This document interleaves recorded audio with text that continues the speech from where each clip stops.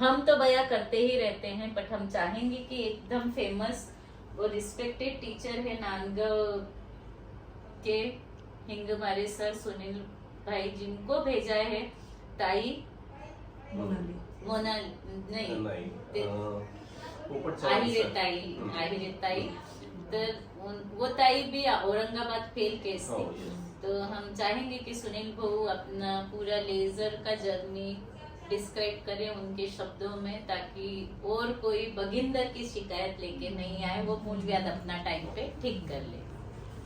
नमस्ते. माझे एक शिक्षक सहकारी चव्हाण सर यांच्याकडनं मला कळालं की मॅडम खूप चांगलं भगंदर मुळव्याधचं ऑपरेशन करतात. मला त्रास होत होता. मी या विचारात होतो की मला कुठेतरी असं 100% ऑपरेशन सक्सेस होईल असं, कारण माझ्या पुतण्याचं ऑपरेशन केलेलं होतं औरंगाबादला आणि ते फेल झालेलं होतं. त्यामुळे मी घाबरत होतो. दुसरं असं मला समजलेलं होतं की कंट्रोल रिंगला प्रॉब्लेम येतो, म्हणून मी घाबरत होतो. परंतु त्यांनी मला कॉन्फिडन्स दिला. मग ते सर मला इथे घेऊन आले मॅडमकडे, आणि ज्यावेळेस ऑपरेट झालं इतका आनंद की मॅडमने अगोदर सांगितलं तुम्हाला कुठलंही पथ्य नाही.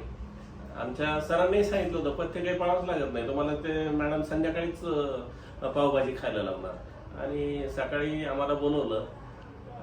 दुपारी 1:30-1:15च्या दरम्यान, 1:30 ते 2:15च्या दरम्यान ऑपरेट होऊन मी बाहेर होतो. आणि रात्री 10 वाजता मॅडमने विचारलं तुम्हाला घरी जायचं का? मला आनंद वाटला. म्हटलं हो, पण तुम्ही पावभाजी खाणार तर जाणार. अगोदर मला चालून दाखवा म्हणे. मी चालून दाखवलं. एकदम तेज पावभाजी आणायला लावली.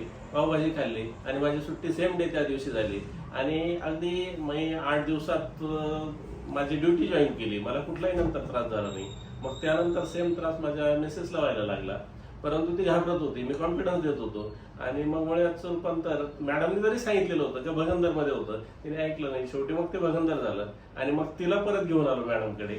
ते सुद्धा ऑपरेशन झालं आणि तेही सक्सेस झालं. मॅडमने इतकं सांगितलेलं होतं प्रत्येकाचा भगंदर हा वेगळा असतो.